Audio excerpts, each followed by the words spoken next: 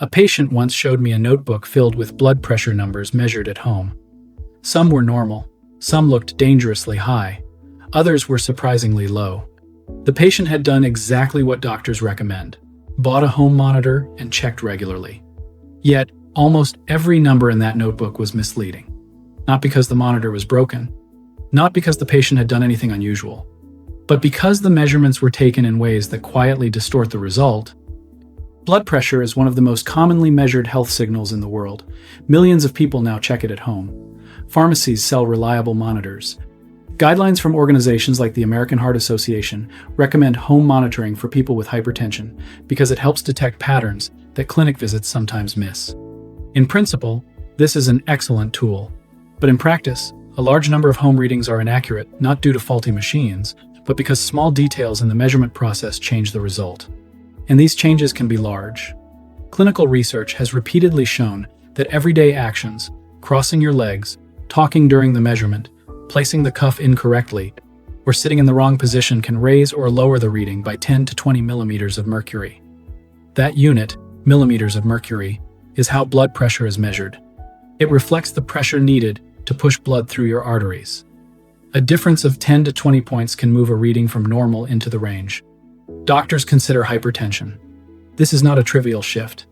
For example, guidelines from the American Heart Association and the European Society of Cardiology define hypertension when repeated measurements reach 130/80 mmHg or higher in certain clinical contexts. A measurement error of 15 points could make a healthy pressure appear dangerously high or make an elevated pressure appear normal. That is why measurement technique matters so much. I'm Dr. Warren Hung. On this channel, we explain how the body actually works so that everyday health decisions make more sense. If you value clear explanations like this about how your body functions and how to protect your long-term health, you can consider subscribing. The goal here is simple. Understand the science behind common medical advice. Now let's return to the problem. Many people assume blood pressure is a fixed number, like height or eye color, something that stays roughly the same throughout the day. But blood pressure is not fixed at all. It changes constantly. Your nervous system adjusts it moment by moment. Your blood vessels widen or tighten depending on temperature, stress, breathing patterns, physical activity, and even whether your muscles are tense. Your heart changes how strongly it pumps from one minute to the next. Because of this, blood pressure is extremely sensitive to the conditions in which it is measured. That sensitivity is exactly why small mistakes during home measurement can distort the reading. Take something as simple as posture. If your feet are not flat on the floor, muscles in your legs remain slightly contracted. That tension activates parts of the nervous system that raise blood pressure. If your arm is not supported, the muscles of the shoulder engage to hold it up, which can also raise the reading. Even talking during the measurement can change the number. Studies examining blood pressure measurement technique have shown that speaking can increase systolic pressure by several points. And the machine simply records whatever pressure exists in that moment. The device does not know whether your arm is supported, whether you rushed up the stairs 2 minutes earlier, or whether the cuff is slightly misplaced. It only measures the pressure wave moving through the artery. So when people say their home monitor is lying, what is usually happening is something more subtle. The monitor is telling the truth, but it is measuring the wrong conditions. This is why two measurements taken minutes apart can sometimes look completely different. The body has already adjusted, muscle tension has changed, breathing patterns have shifted, the nervous system has recalibrated. In clinical practice, doctors see this constantly. Patients arrive worried because their home readings appear extremely high. When the measurement is repeated under controlled conditions, quiet room, proper posture, correct cuff position, the number often drops significantly. Other times, the opposite happens. A patient believes their pressure is normal because the readings at home appear reassuring. But when measured properly in the clinic, the numbers reveal sustained hypertension. The difference is rarely the machine. It is almost always the measurement technique. That brings us to an important question. If blood pressure is so sensitive to small details, what exactly is happening inside the body that makes these measurements change so easily? Understanding that physiology will make the next part of this video much easier to grasp. But before we examine the specific mistakes people make when measuring blood pressure at home, we need to understand why the number itself changes so easily. To understand why small measurement mistakes can distort blood pressure readings, we first need to understand what blood pressure actually is. At its most basic level, blood pressure is the force created when the heart pushes blood through the arteries. Every time the heart beats, it contracts and squeezes blood into the large arteries that leave the heart. The main one is called the aorta.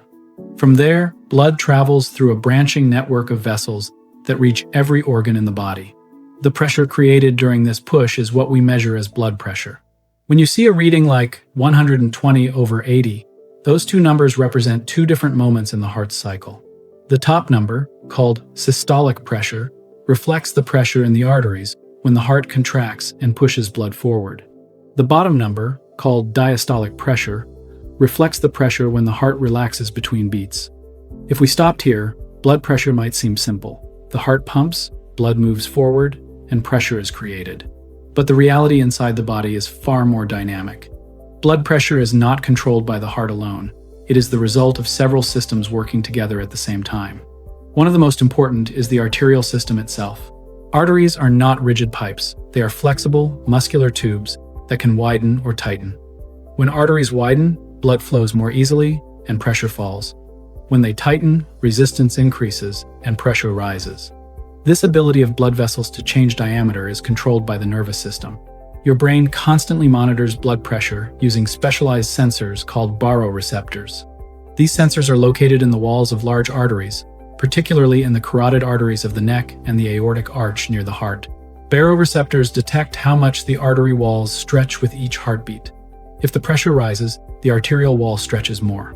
The sensors send signals to the brainstem, which responds by slowing the heart slightly and relaxing blood vessels. This brings the pressure back down. If pressure drops, the opposite happens. The brain increases heart rate and tightens blood vessels to maintain circulation to vital organs. This system works incredibly fast. Adjustments can occur within seconds. That is one reason blood pressure changes so easily during measurement. Even subtle shifts in posture can activate these regulatory systems. When you stand up, gravity pulls blood toward the lower part of the body. The brain detects a temporary drop in pressure reaching the head and quickly increases heart rate and vascular tone to compensate. When you sit down or lie down, the opposite adjustment occurs. Another important factor is muscle activity. Muscles require oxygen and nutrients delivered by blood. When muscles contract even lightly, they signal nearby blood vessels to change their diameter. This can influence blood pressure locally and sometimes systemically. This is why something as simple as holding your arm in the air during a measurement can change the reading. The muscles of the shoulder must contract to support the arm, which activates sympathetic nervous signals that can slightly increase pressure. Breathing also plays a role. During inhalation, pressure inside the chest changes, which affects how blood returns to the heart. These changes alter stroke volume, the amount of blood the heart pumps with each beat, and can cause small fluctuations in arterial pressure. Stress adds another layer. When the brain perceives stress, it activates the sympathetic nervous system, sometimes called the fight-or-flight response. This system increases heart rate and tightens blood vessels. Blood pressure rises because the body prepares for action. This reaction does not require extreme fear. Even mild mental tension can activate it. For example, focusing intensely on the blood pressure monitor itself can raise readings in some people. This phenomenon is related to what clinicians call white coat hypertension, where blood pressure rises temporarily in medical environments due to stress. Large studies such as the Framingham Heart Study have shown that blood pressure fluctuates significantly across the day depending on activity, stress levels, and physical position. So when a home monitor measures blood pressure, it is capturing a single moment in a system that is constantly adjusting. The device works by briefly inflating a cuff around the arm. The cuff compresses the artery beneath it, temporarily stopping blood flow. As the cuff slowly deflates, sensors detect vibrations in the artery caused by blood beginning to move again. These vibrations allow the monitor to estimate systolic and diastolic pressure using a method called the oscillometric technique. This technology is generally accurate when used correctly. Most modern monitors that are clinically validated perform well when measurement guidelines are followed. But the key phrase there is when measurement guidelines are followed. Because the cuff is measuring pressure waves in the artery at that exact moment, anything that alters circulation, muscle tension, breathing, or vascular tone can influence the reading. If your arm is positioned below heart level, gravity increases pressure in the artery being measured. If your back is unsupported and your muscles are engaged to keep you upright, nervous system activity increases. If you recently climbed stairs or carried groceries, the cardiovascular system may still be adjusting. None of these conditions mean the monitor is malfunctioning. They simply mean the measurement reflects a temporary physiological state, rather than your baseline resting blood pressure. Once you understand how dynamic blood pressure regulation really is, the next part becomes much easier to understand. Because many of the most common home measurement mistakes directly interfere with these physiological systems. And when those mistakes occur, the monitor records numbers that can look convincing, but do not represent your true resting blood pressure. Now that we understand how dynamic blood pressure regulation is, the next step becomes very practical. Small changes in body position, muscle activity, breathing, and timing can alter the pressure inside your arteries. When those factors are not controlled during a measurement, the monitor still records a number, but that number may not represent your true resting blood pressure. Clinical guidelines for blood pressure measurement exist precisely because of this problem. Organizations such as the American Heart Association and the European Society of Cardiology recommend a specific method for measuring blood pressure to reduce these distortions. Yet, many people measure their pressure at home in ways that unintentionally break these rules. Let's go through the first 5 mistakes that can make a home monitor appear to lie. Mistake 1. Measuring immediately after physical activity. One of the most common errors is measuring blood pressure too soon after movement. Blood pressure rises naturally during physical activity because the body needs to deliver more oxygen to muscles. The heart pumps faster and more forcefully, and blood vessels adjust their diameter to direct blood flow where it is needed. After activity stops, the body does not instantly return to resting conditions. The nervous system and cardiovascular system require time to settle. If you climb stairs, carry groceries, rush to answer the door, or even walk quickly across the house, and then immediately measure blood pressure, the reading may reflect this temporary physiological state. Clinical measurement guidelines recommend resting quietly for at least 5 minutes before taking a reading. This waiting period allows heart rate, vascular tone, and breathing patterns to stabilize. Skipping this step can raise systolic pressure by 10 millimeters of mercury or more, according to measurement studies reviewed in American Heart Association guidelines. The monitor is not wrong. It is simply measuring the pressure that exists during recovery from activity. Mistake 2. Sitting in the wrong position. Posture has a powerful influence on blood pressure readings. Correct measurement requires sitting in a chair with the back supported, feet flat on the floor, and legs uncrossed. The body should be relaxed, not leaning forward or balancing in an unstable position. Why does this matter? When posture is unstable, muscles activate to maintain balance. Even low levels of muscle contraction trigger signals from the nervous system that can raise blood pressure. Crossing the legs can also increase readings. This position compresses veins and alters circulation in the lower body, which can increase systolic pressure. Research examining measurement technique has shown that crossing the legs during measurement can raise systolic pressure by several millimeters of mercury, sometimes approaching 5 to 8 millimeters Hg. That difference may sound small, but in blood pressure classification, a shift of only a few points can move someone from normal to elevated categories. Maintaining a stable seated posture allows the cardiovascular system to settle into a true resting state. Mistake 3. Talking during the measurement. Another common mistake is speaking while the monitor is taking a reading. Conversation may feel harmless, but it activates multiple physiological systems at the same time. Speaking requires coordinated muscle activity in the chest, throat, and diaphragm. It also increases cognitive engagement and stimulates the sympathetic nervous system. These changes can raise blood pressure.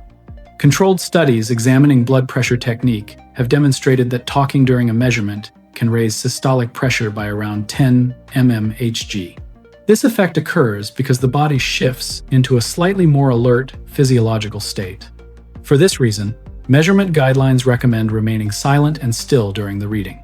The process typically lasts less than a minute, but that short period should be quiet and relaxed. Mistake 4. Incorrect cuff placement. The cuff itself must be positioned correctly on the arm for the monitor to estimate pressure accurately. Automated blood pressure monitors work by detecting vibrations in the artery as blood flow returns when the cuff deflates. If the cuff is placed too low, too high, or twisted around the arm, the sensor may detect these vibrations incorrectly. Guidelines recommend placing the cuff on the upper arm with the lower edge of the cuff roughly 2 to 3 centimeters above the elbow crease. Most cuffs include a small marking that should align with the artery running along the inside of the arm. The cuff should also be snug but not painfully tight. If the cuff is too loose, the pressure applied to the artery may be uneven. If it is wrapped over clothing, the measurement can be distorted because the cuff cannot compress the artery properly. Studies examining cuff placement have shown that incorrect positioning can lead to errors of 5 to 15 mmHg. Again, the monitor itself is functioning normally. The problem lies in how the measurement is performed. Mistake 5. Unsupported arm position. The final mistake in this section involves the position of the arm during measurement. For an accurate reading, the arm must be supported at heart level. This usually means resting the arm on a table or armrest so that the cuff sits roughly at the same height as the center of the chest. If the arm hangs downward, gravity increases pressure in the artery being measured. This can artificially raise the reading. If the arm is lifted above heart level, the opposite occurs. Pressure in the artery falls slightly, which may lower the reading. Muscle tension also plays a role. When people hold their arm in the air without support, shoulder and upper arm muscles contract to keep the limb elevated. That muscular effort activates the sympathetic nervous system, which can raise blood pressure. Research examining arm position during measurement shows that placing the cuff below heart level can increase systolic readings by 10 mmHg or more. Supporting the arm eliminates this gravitational and muscular effect. These first 5 mistakes share a common theme. Each one interferes with the body's resting cardiovascular state. Blood pressure measurement is not simply about placing a cuff on the arm. It requires creating a brief moment where the body is calm, supported, and physiologically stable. When that moment is missing, the numbers recorded by the monitor can shift significantly. And there are still several other factors that can distort readings in ways people rarely suspect. But the remaining mistakes involve issues that often happen before the cuff even inflates. The first 5 mistakes mostly involved posture, movement, and cuff position during the measurement itself. The next 5 often occur before the cuff even inflates. These factors influence the cardiovascular system minutes before the reading is taken. When they are ignored, the monitor records a number that reflects a temporary physiological response rather than your true resting blood pressure. Let's continue with the next 5 mistakes. Mistake 6. Using the wrong cuff size. Many people do not realize that blood pressure cuffs come in different sizes. The inflatable bladder inside the cuff must match the circumference of the upper arm. If the cuff is too small for the arm, it must inflate to a higher pressure to compress the artery. This can cause the monitor to overestimate blood pressure. If the cuff is too large, the opposite effect may occur, and the reading may be lower than the true pressure. This issue is common in clinical practice. Studies evaluating cuff sizing have shown that using a cuff that is too small can overestimate systolic pressure by 5 to 20 millimeters Hz, depending on the difference between the cuff and arm size. Because of this, blood pressure measurement guidelines specify that the inflatable bladder inside the cuff should cover approximately 75 to 100% of the arm circumference and 40% of the arm width. Many modern home monitors include cuffs designed to fit a range of arm sizes, but these ranges still have limits. If the cuff barely fits or overlaps excessively, the measurement may be inaccurate. Correct cuff sizing is one of the most overlooked technical details in home monitoring. Mistake 7. Measuring while the bladder is full. This one surprises many people. A full bladder can increase blood pressure. When the bladder fills, stretch receptors send signals through the nervous system, indicating that the body needs to urinate. This activates mild sympathetic nervous activity, which can increase heart rate and vascular tone. The effect is not enormous, but it is measurable. Clinical studies examining this phenomenon have shown that measuring blood pressure with a full bladder can increase systolic readings by around 10 mmHg in some individuals. For this reason, proper measurement guidelines recommend using the bathroom before taking a reading when possible.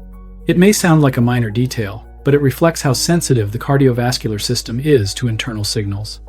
Mistake 8. Measuring too soon after caffeine or nicotine. Certain substances can temporarily raise blood pressure. 2 of the most common are caffeine and nicotine. Caffeine stimulates the central nervous system and can increase blood pressure for a short period of time. The effect varies between individuals, but studies have shown increases in systolic pressure ranging from 5 to 10 millimeters Hg in some people after caffeine consumption. Nicotine has an even more direct cardiovascular effect. It stimulates the sympathetic nervous system, causing blood vessels to constrict and heart rate to rise. This increases blood pressure temporarily. Because of these effects, measurement guidelines from organizations such as the American Heart Association recommend avoiding caffeine, smoking, and nicotine products for at least 30 minutes before measuring blood pressure. If the measurement is taken during the stimulation period, the reading may represent the body's temporary response rather than the underlying resting pressure. Mistake 9. Measuring at random times without consistency. Blood pressure follows natural daily rhythms. In most people, pressure rises in the morning as the body prepares to wake and become active. It tends to decrease slightly during rest and sleep. Large population studies, including data from ambulatory blood pressure monitoring research, show that blood pressure can vary significantly across the day, even in healthy individuals. If measurements are taken at completely random times, sometimes early morning, sometimes late evening, sometimes after work, the numbers will naturally fluctuate. This variation can create confusion. Someone may believe their blood pressure is unstable, when in reality they are simply measuring under very different conditions each time. For this reason, clinicians often recommend measuring blood pressure at consistent times of day, usually morning and evening, while following the same preparation routine each time.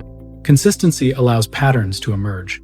Single isolated readings are rarely as useful as repeated measurements taken under similar conditions. Mistake 10. Taking only one reading. The final mistake is relying on a single measurement. Blood pressure fluctuates naturally from minute to minute because the cardiovascular system constantly adjusts to breathing, posture, and nervous system activity. Even when measurement technique is perfect, two readings taken a minute apart may differ slightly. For this reason, measurement guidelines recommend taking 2 or 3 readings, spaced about 1 minute apart, and then averaging them. This approach reduces the impact of small, moment-to-moment fluctuations. Clinical protocols used in hypertension research and guidelines from organizations such as the American Heart Association rely on averaged readings rather than single measurements. When people take only one reading, they may capture a temporary spike or dip that does not represent their usual blood pressure. Repeating the measurement provides a more reliable estimate of the resting level. At this point, we have covered the 10 most common mistakes that distort home blood pressure readings. Measuring immediately after activity, sitting in the wrong position, talking during the measurement, incorrect cuff placement, unsupported arm position, using the wrong cuff size, measuring with a full bladder, measuring soon after caffeine or nicotine, measuring at inconsistent times. Taking only one reading, none of these mistakes mean the monitor is defective. In most cases, the device is doing exactly what it is designed to do. It is simply measuring blood pressure under conditions that do not represent the body's true resting state. That raises an important final question. If blood pressure can fluctuate so easily, how do doctors interpret these numbers in real clinical practice? And how do clinicians decide whether a reading actually reflects a health risk or just a temporary physiological fluctuation? After hearing about all the ways a measurement can change, many people begin to wonder something important. If blood pressure fluctuates so easily, how do doctors actually determine whether someone truly has hypertension? The answer is that clinicians rarely rely on a single number. Instead, blood pressure is interpreted as a pattern over time. In medical practice, a diagnosis of hypertension is usually based on repeated measurements taken under controlled conditions, not a single isolated reading. Guidelines from organizations such as the American Heart Association, the European Society of Cardiology, and the National Institute for Health and Care Excellence, NICE, emphasize this point very clearly. One high reading does not automatically mean someone has hypertension. The body naturally produces temporary spikes in blood pressure throughout the day. Physical activity, emotional stress, pain, poor sleep, caffeine intake, and even dehydration can cause short-term increases. Because of this, doctors look for consistent elevation across multiple readings. This is also why home monitoring has become such an important tool in modern cardiovascular care. When measurements are taken properly at home, they provide a picture of blood pressure during normal daily life, rather than only during a clinic visit. This can reveal patterns that might otherwise be missed. For example, some people experience what clinicians call white coat hypertension. This occurs when blood pressure rises temporarily during medical appointments due to stress or anxiety. The name comes from the white coats traditionally worn by medical staff. In these cases, readings in the clinic may appear elevated, while repeated measurements at home show normal pressure.